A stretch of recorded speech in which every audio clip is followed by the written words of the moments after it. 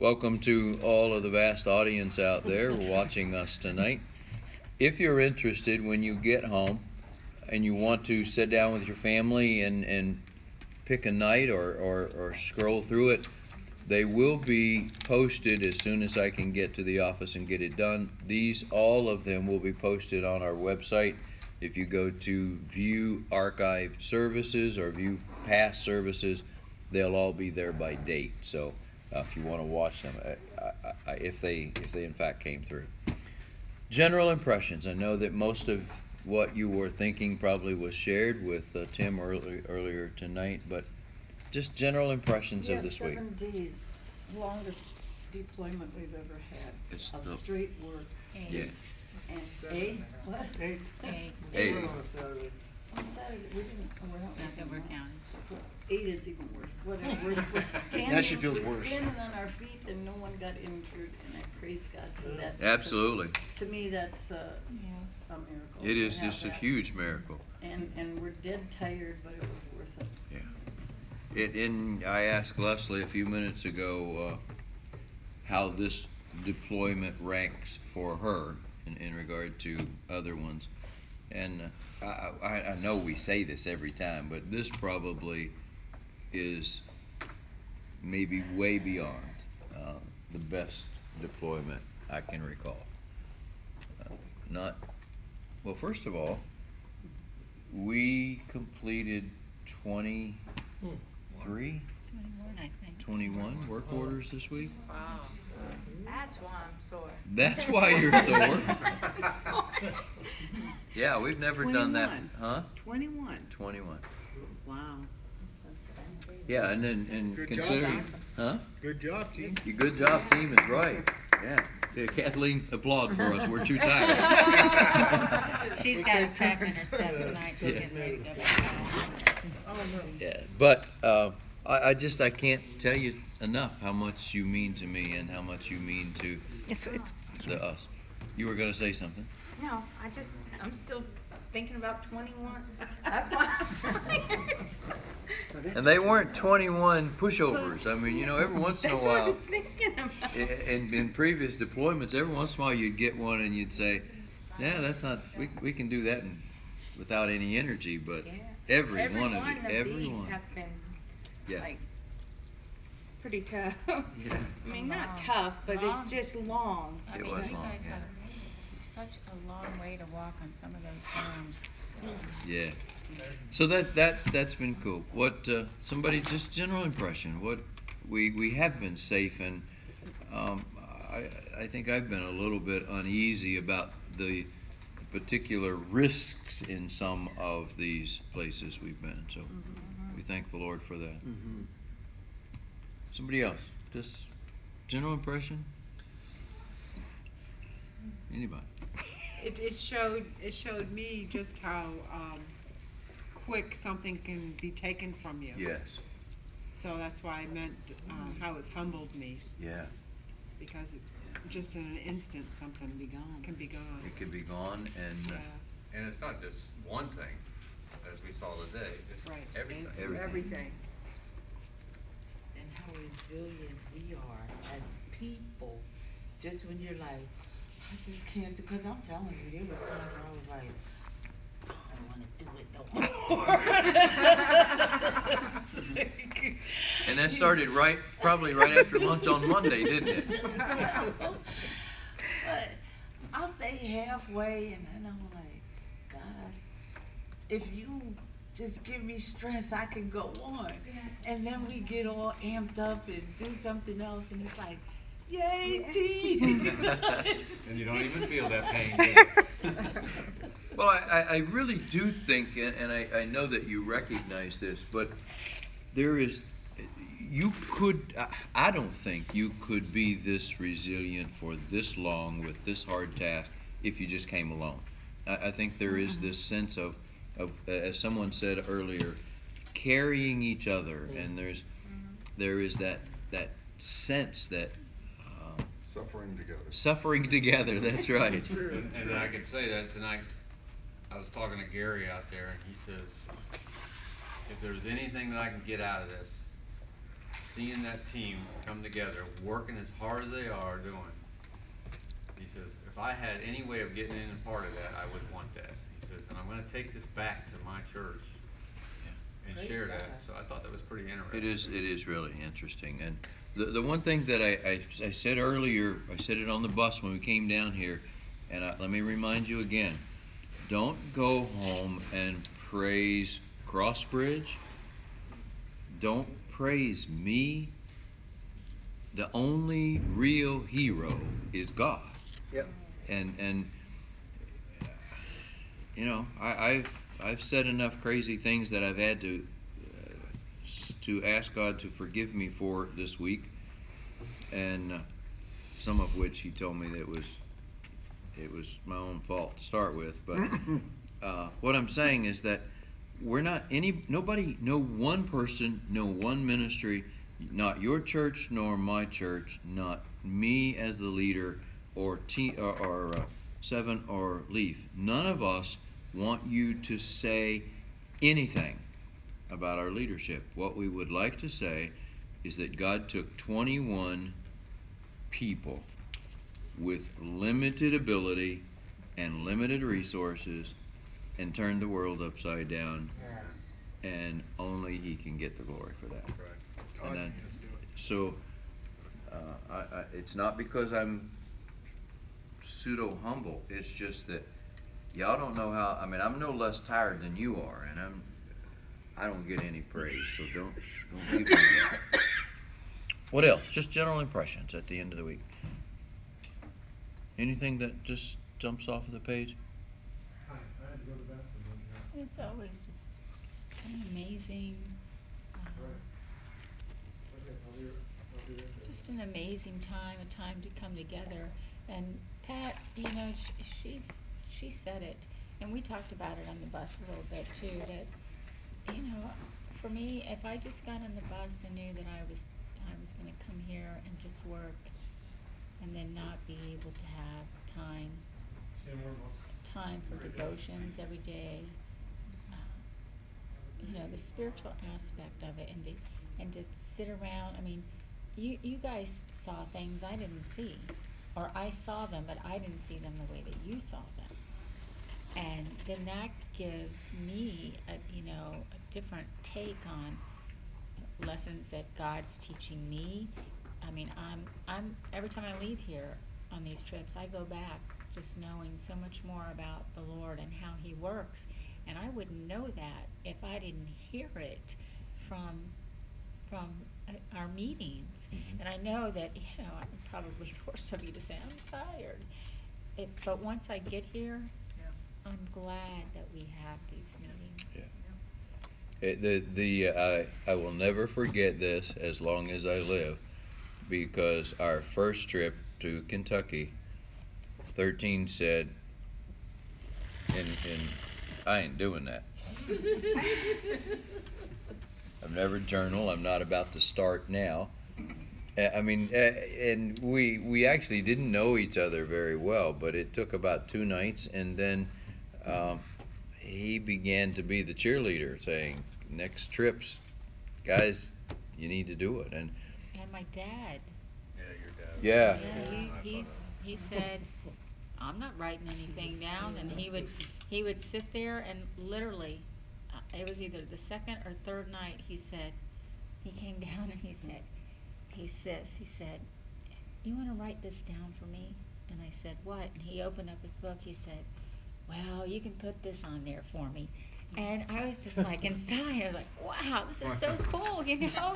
He's taking part, and that's where, you know, Yeah. like for me. So anyway, I can say this. I think I can say this. I may eat these words, and because God may have another plan. But if there's ever a time that we deploy and can't include this kind of thing, probably not interested in doing it, because for me this is the highlight of the trip. It's being able to read the Word together, share it together, and then hear how you have viewed each of the homeowners, how you viewed the experiences. It's just a treasure. And I'll say this, I said it a few minutes ago, but you guys have no idea how blessed you are that Tim was your program manager this week. I'm just telling you right now. And Say hello, Tim. Say hello, Tim. We're applauding you. this is a treat that you don't get often, and Did it cost extra? as a matter of fact, we did have to pay extra. No, we didn't, but I'm not just saying that because he's here. You guys have all been, those of you who've been on other trips, you know what I'm saying is true. This is a treat. And so, anyway, any other general impressions that you had this week that you would, that doesn't come under the heading of God moments? All right. Psalm 46, I know, is a very familiar psalm to you. It probably will lose some of its punch, or perhaps will lose some of it, because I've been making some reference to some things about it throughout the week. And I wanted to, just thinking that we might be late tonight, I wanted to kind of keep it short so we won't spend as much time as usual, because it's familiar. But let me read this out loud. And then I want to know what jumps off of the page at you. God is our refuge and strength, always ready to help in times of trouble. Now, that would be, in fact, the message we brought with us to homeowners, right? It's what we came to say. You can run to Him as your refuge, your strength, always ready to help in time of trouble. So, we will not fear when the earthquakes come, mountains crumble into the sea, oceans roar and foam, mountains tremble as the waters surge.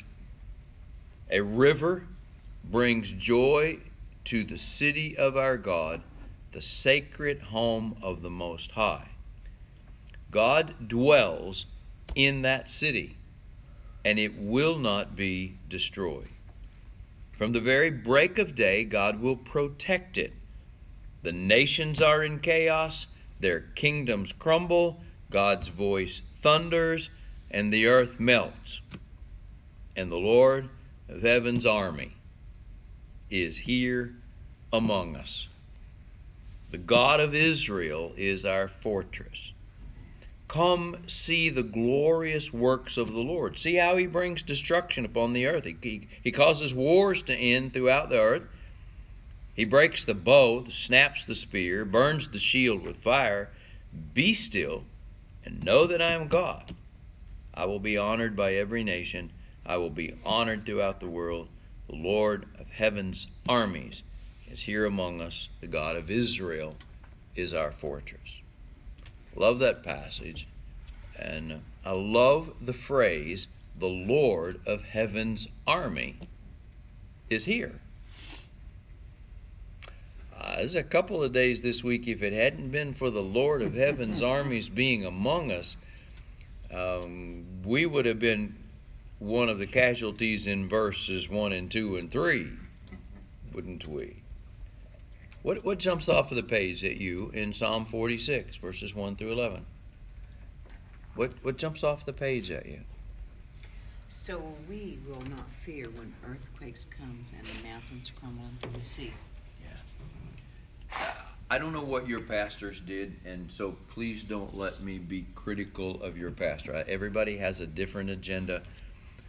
But I on Sunday morning, as we, we were asked to evacuate the beach, so we didn't have service there, and we still had power at home, and so I broadcast the service from our house, and just a few of us there, and I don't know how many watched it, but some did. It was live stream.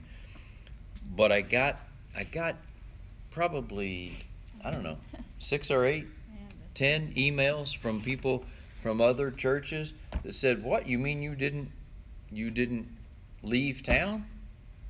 I said, "Well, why would I leave town?" And he said, "Well, our pastor told us to trust God as he was leaving town." Yeah, that's what ours did. And no, seriously. Look here, and this is not an indictment of the way other people think. That's true. But We had about, of course, almost everybody had to cancel service on Sunday morning, and I started getting these things. But my point is this: why would you fear if the Lord of Heaven's army is among you? And worse than all that, why would you tell everybody else to trust while you're leaving? Take care of it till I get back. I will say, if the power had been out one more day, we might have. We already had hotel reservations for Yeah. Friday night. I said But anyway, but that's an important thing. Think about it. Look at this passage of Scripture. All of these wonderful things about the greatness of your God, cast in the context of the most horrendous disasters you can imagine. And if you can't trust in the midst of all of these things, what good is it to have a God that is capable of doing the impossible? God will protect it. Huh? God will protect it. Yeah. Yeah. Somebody else. What jumps off the page at you? The very first verse, God is our refuge and strength. Okay. What does it mean that God is a refuge? What is? Huh? Safe haven. Safe haven. Absolutely true. It's probably more than just that. A protector. A protector. Absolutely. But think about what y'all are way too young to ever have heard of this, but back when I was a teenager, back before Abraham Lincoln was president, we thought the world was going to come to an end with a war with Russia. I don't know if any of y'all ever even heard about it. So my dad, a wonderful Christian man, but he had none of this confidence in God, and so we spent months digging out a fallout shelter. A bomb shelter. It's exactly, yeah, it was a bomb shelter.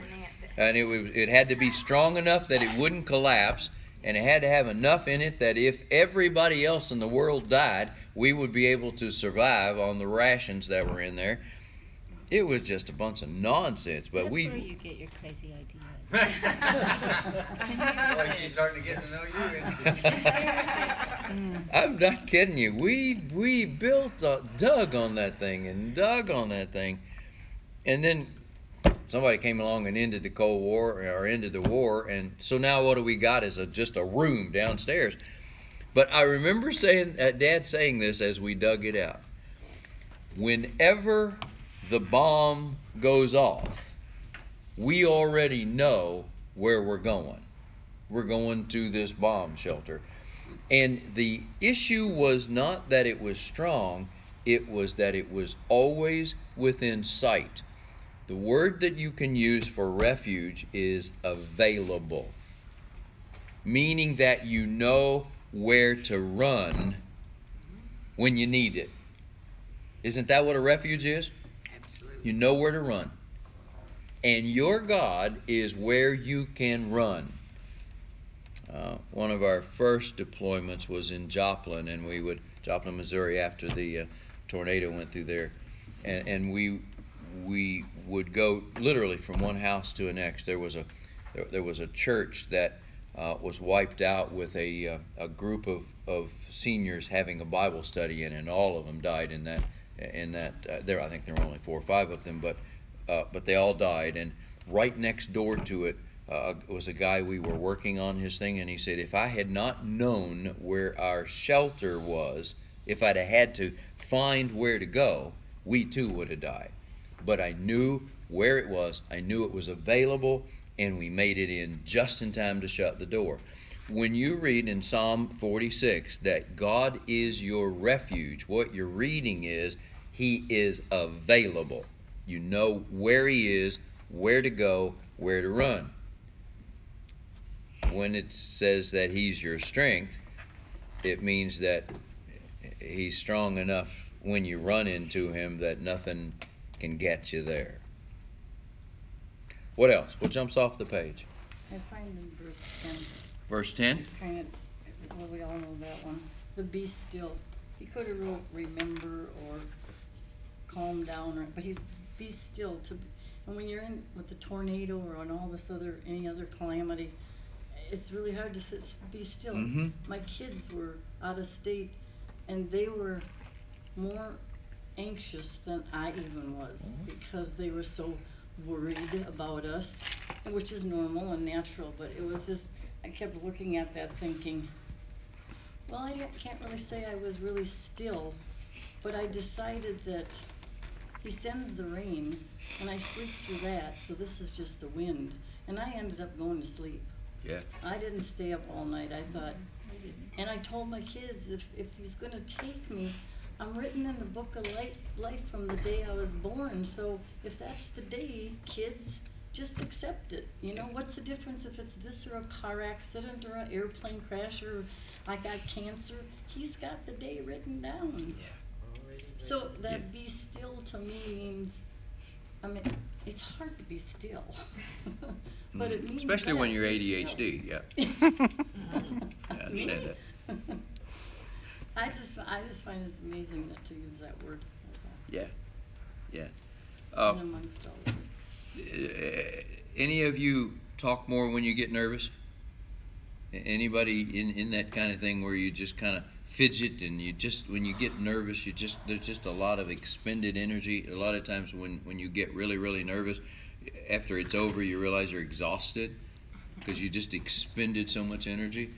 And that really is the heart of what the psalmist is saying. When you're in the midst of going through every possible scenario, you can't know that he's God.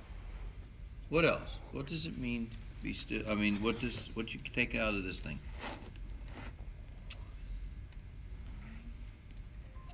Anybody? I also think that where it says be still, I also think what that means, be still and wait on me. Mm-hmm. Absolutely wait. Yep. He causes wars to end throughout the earth. He breaks the bow and snaps the spear. He burns the shields with fire. So any kind of weapon against him, he stops. Yeah. At his will, or against us, he can stop. He causes the wars to end. Yeah, you kind of get the feeling that God's in control, don't you? When you read Psalm 46. Is anybody surprised, or does it resonate with you? Why would he say, right in the middle of this amazing chapter, why would he say there's a river that brings joy to the city? That whole 2 or 3 sentences there in the middle of this, right? At the beginning, it's pretty understandable. He's talking about God's our refuge when everything falls apart, when the tornadoes come, when the hurricanes come, when all this come. That part I get.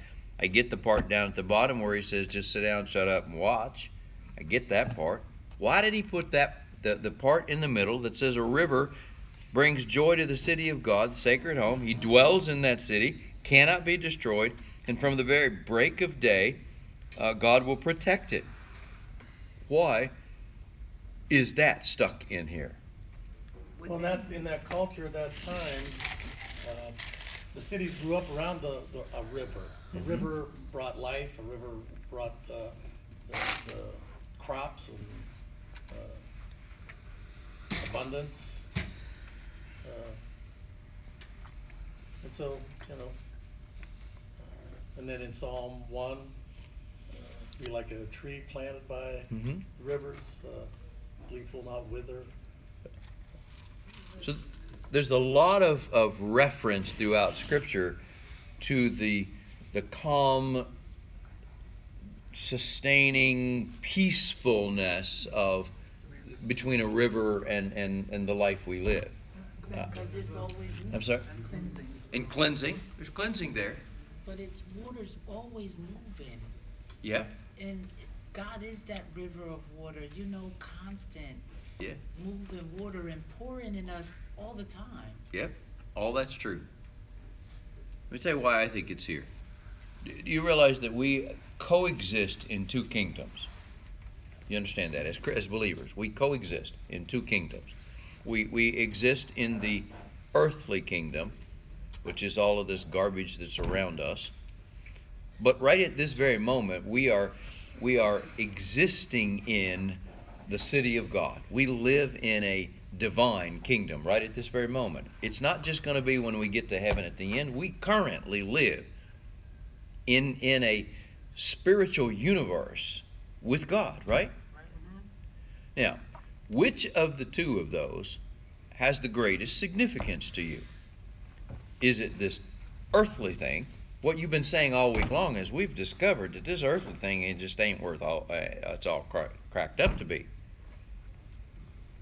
So, if you believed that you, this moment in your relationship with God, coexist in a spiritual kingdom with God, have you noticed that what he's saying here is that the world you live in is impervious to any of the things that he describes in first 2 or 3 verses?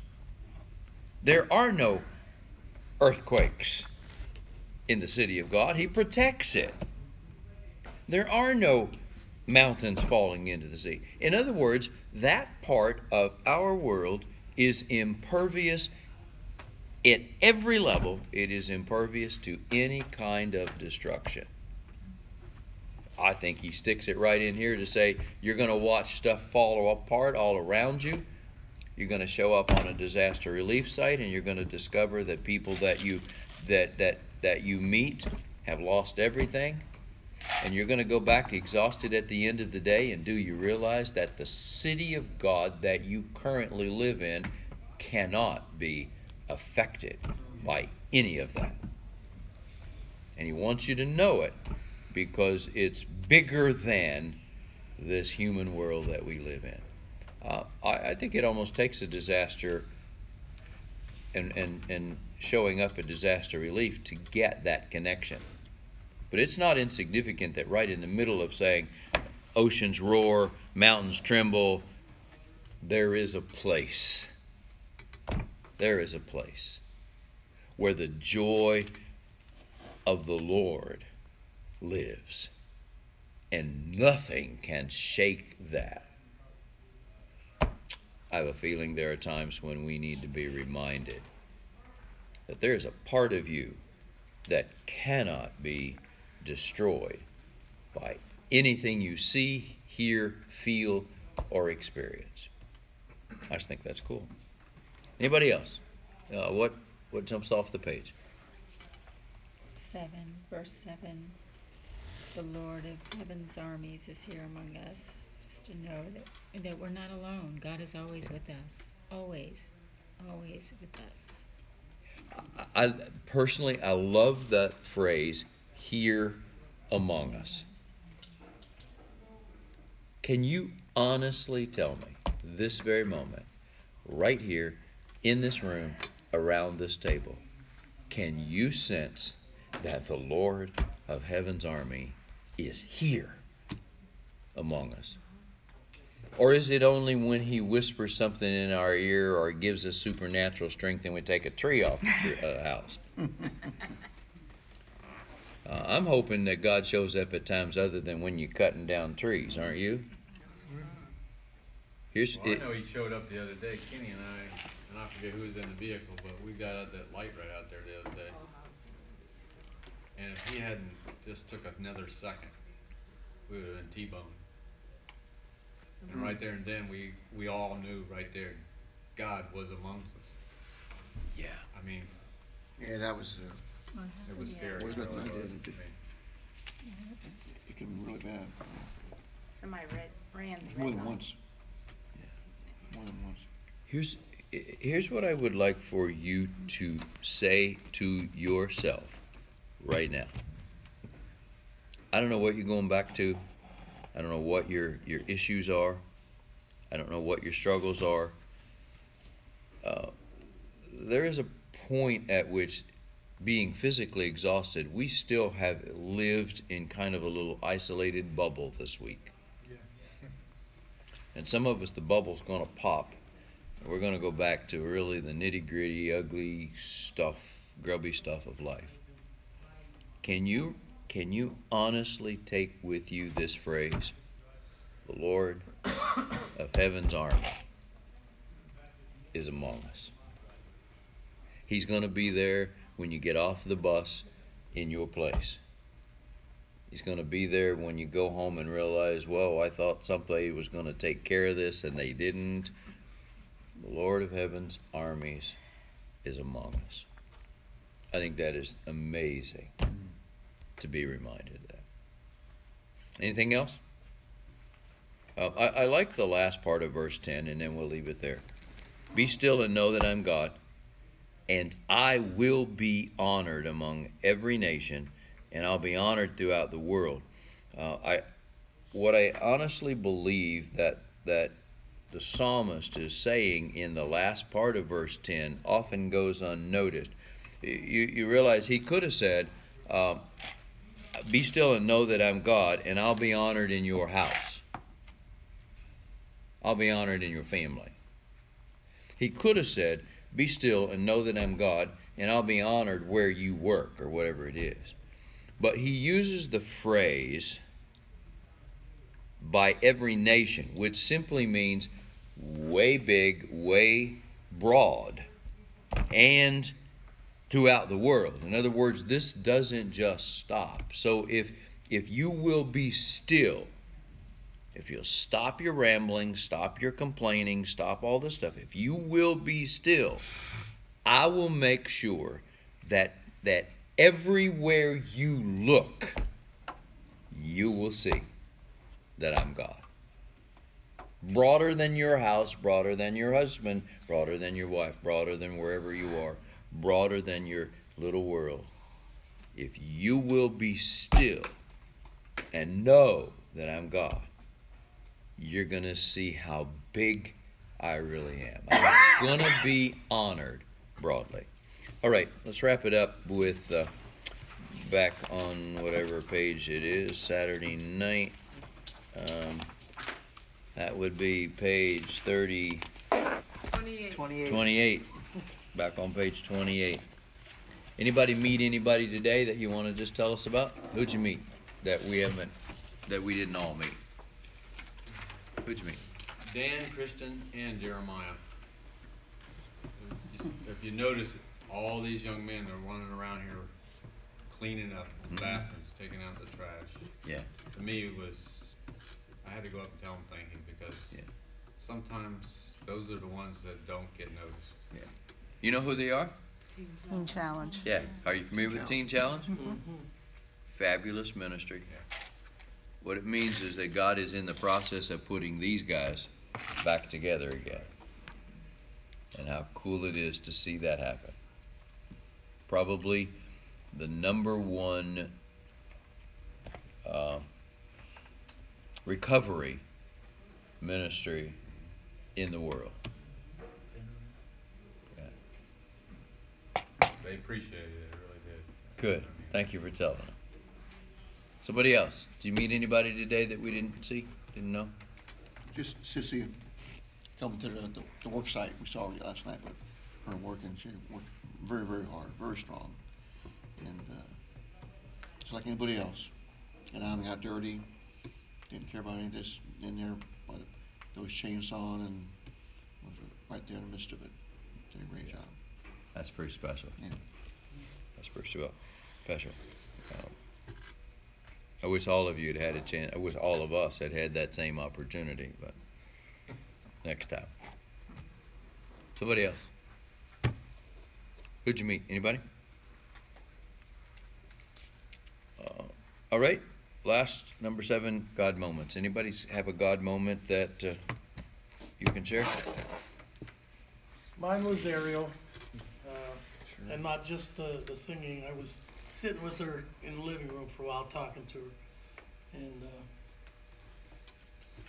said, "You guys go to church anywhere?" I said, "Well, we used to when we lived in Texas, and then we moved here. We went to church at McGregor, but we don't go anymore, and I don't know why." That's what she said. And then when she sang, I said, "Man," so I went up and talked to Leo. I said, you know, if you guys are willing to follow up on this other one, I said, I'd like you to go over there and talk to them again. Good for you. Good for you. You kind of got the feeling. I mean, Ariel was a delightful young lady. Yes, she was. A delightful young lady, and she was. You know, rarely do you see somebody so bubbly and so excited to be around old people like that. Exactly. Huh? I just said those were my exact words to her. I said most kids your age would be like, seriously, I have to hang out with all these old people. And I said, you were just so sweet, and she was, and her voice is beautiful. And you get the feeling that if, in fact, And she were exposed to God, she would learn to love Him exceptionally. She was baptized when she was 9.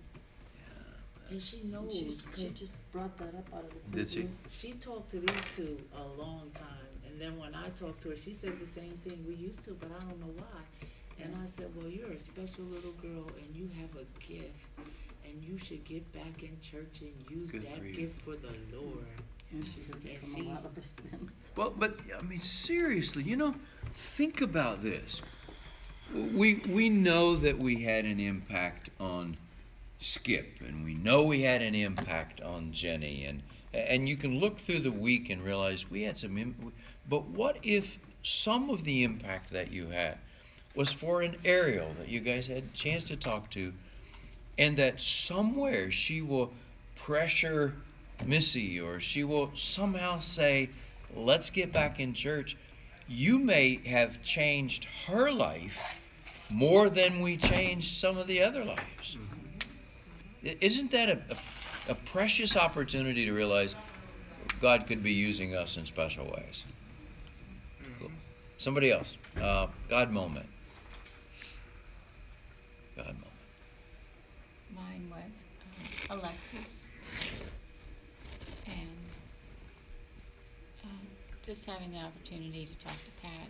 I just found that to be the highlight of the week. I'm going to tell you that in some quiet, simple sort of way, Alexis showing up would be almost the highlight of the week for me. Not just the highlight of today, but the highlight of the week. I said it earlier because I wanted everybody, these guys, to hear this as well, but what are the odds that out of this entire world, and you all heard Pat share, you know the story, right? That her mom rolled out of the back of an ambulance and was killed when it wasn't even her desire to be in the crazy ambulance to start with. And she was a triple amputee. Double, maybe it was a double amputee. But what you didn't know, what wasn't said here, is that Alexis was away from God, far away from God in that season. And that as a result of it, and as a result apparently of her mother's faith in Christ, she came back to a relationship with Christ. And I was going to say the devil almost, but I think because of you guys' prayer last night. Today when I was walking outside before we were getting ready to go, and I saw when she pulled up. When she came out her car, she kept her head down and didn't say anything. And I thought, well, you're not saying anything, I'm not going to say anything. And then during the day, I thought to myself, when we went to the first house, I thought to myself, no, you cannot have this attitude. This is a visitor, number one. Right. You've been here all week. So I made the effort to speak with her, and she was such a sweet person. yeah. So if I had taken the attitude not to, to listen to the devil and not, oh, she didn't say hi to me, so I'm not saying hi to her kind of thing, I would have lost my blessing.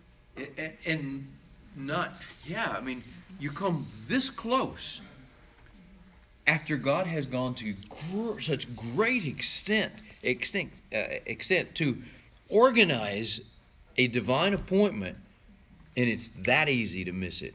That's why it was my God moment, because it showed the power of God.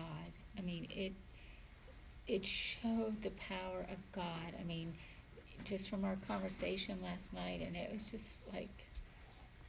And if God says, and you don't need to know all the backstory. But if God says to you, I care enough about what you're going through to redirect us from Texas to Fort Myers and put you in this place on the exact day that you need it. And he caused the lady who had wandered away from God to come back to Christ so that she showed up at this place. And my initial impression is either she's very, very shy, or she's very nervous, or she doesn't want to engage with it. That was my first impression. And the next thing I know, Leslie's saying, do you realize God sent her here specifically for Pat? And I'm thinking, we sell God short. We have concluded that he can do almost everything. He could even do this for Pat, but I'm not sure he can do what I need. But he heard, I mean, obviously he hears us, but he heard us. I mean, the song, It Is Well With My Soul, and we hear it. This, the last thing that the homeowner says to us is that he heard the prayer, Pat. And also, Pastor, I don't know if you want to share because I just write it down as well about the verse that you gave me, whatever you said to me last night. Oh, I will, but I'll have to bore you with the details of how I got there. I said we can condense. When's the last time you saw me condense something? Let me give you just a little bit of background, and then I would, if God ever opens the Bible up to something new, I'm going to see if I can get this in it. All right. Those of you who are part of our congregation, I've printed it for you a couple of times, but this is really, really important to me. Most of you know that I lived in my truck. I was homeless for a long season of life. And there came a time when I literally thought that I could not endure one single day. I could not go through one more day. I was broke. We have a guy in our church. His name is Glenn Walker. Actually, he's been on some of our deployments. And Glenn used to send me a note in my truck saying, stop down at TA truck stop 100 miles down the road. And he said, I've left you some money there at the Western Union. And he wouldn't have known that I would not have, I had nothing to eat for 3 days. And it happened over and over. He would just send me a note. And so it was such a horrible season of my life. Nobody to talk to. Nobody cared. Nobody, when you're out on the road, nobody even knows where you are. I mean, you could be under a truck or under a tree or under a barrel. Nobody cares. And it was a horrible season. It got so bad that I thought I could not live one more day. And I was in Unionville, Ontario, Canada, right outside of Toronto, and I said, I'm done. I'm gonna go home like Elisha. I'm gonna go home and burn my ox, and I'm gonna quit. I don't care what happens. I'll live on food stamps, but I can't live this way. So anyway, I came back across the border and went to Kokomo, Indiana, and there was a church there that I attended periodically. So I thought I'll go to church Sunday morning, and then I'll go to Florida, and because this Glenn had offered me a room upstairs in his house if I ever wanted a place to stay. So I said, okay, I'll go live in Glenn's room, sell my truck, and get rid of all that stuff. So I stopped at Saturday night, about 4 o'clock in the morning. On Sunday morning, I pulled into and I had just enough money to buy one motel room at the El Cheapo Chateau. And I went to the Motel 6 and got up and went to church, came back home, I came back to the motel, was picking up my stuff, and I just fell asleep in my bed and across the bed. So I woke up and realized, oh my goodness, now I got to pay another day at this place. Oh well, I'll charge it to my credit card. Fell asleep again. Woke up with Wintley Phipps on my mind. I don't know if any of you know Wintley Phipps. He is a Southern gospel singer, Seventh-day Adventist preacher. I've seen him in concert dozen times through the years. And his signature song is "It Is Well With My Soul." And so he had recorded a video with the Gaither Homecoming crew 6 years before that day that I was in the motel. And as he got up to sing the song that night, 6 years before, he looked right straight into the camera and he said, pointed his finger at the camera, and he said, "God told me to tell you this. It is in the quiet crucible of your personal, private suffering that your noblest dreams are born and God's greatest gifts are given in compensation for what you've been through." Now, what are the odds that a video that was recorded 6 years before that moment, and I hadn't thought of the guy's name for 10 years, what are the odds that I would wake up in some strange place at the lowest point in my entire life? I had just been divorced for a year at the time, and my family was kids didn't know what, I was in shambles. And he looked right in the camera and pointed his finger at it and said, "God told me to tell you this. It's in the quiet crucible of your personal, private suffering that your noblest dreams are born and God's greatest gifts are given in compensation for what you've been through." 9 days later, I was the pastor of Central Nazarene Church in Clearwater, Florida. 3 months later, after that, I was debt-free. 4 months after that, Leslie walked in. 4 months after that, I'm married to the most wonderful woman in the world. And less than 2 years after that, I am taking disaster relief trips out of Crossbridge Church. If you don't remember anything else in my life, I want this on my tombstone. God told me to tell you this. If you walked into my office right now, you'll see it's an 8-foot banner across the top of my wall. God told me to tell you this. It's in the quiet crucible. You know what a crucible is, right? It's that thing in chemistry lab that when they put stuff in it and they put that little thing in there and they grind it all up, and what comes out is not a solid. What comes out is total dust. And he said, it's in the quiet crucible of your personal, private suffering. Some of you around this table are in the midst of the quiet crucible, and you smile and everything's fine, and all of us think it's fine, but you are in the midst of your own personal, private suffering. If you believe that the Lord of Heaven's army is among us, and if you believed if you could be quiet long enough to know that He is God, He would get glory widely. Your noblest dreams could be born tonight or in this season of your life. And your greatest blessings will come because in compensation for what you've been through. That's it. God bless you. Thank you for this night, Lord. Thank you for the time we have together. Thank you for this amazing week. Thank you for these amazing people. I'm not sure I'll remember all that I need to apologize for. I'm not sure I'll remember all the people that I've hurt by just trying to have fun with them. I'm not sure I'll even know how to ask that they forgive me. But what I can say is that you have brought together a group of people that have made my life better and different. It's almost as transforming to me as it was for Chip. It's almost as transforming as it was for Jenny, for me, to spend this week with these people.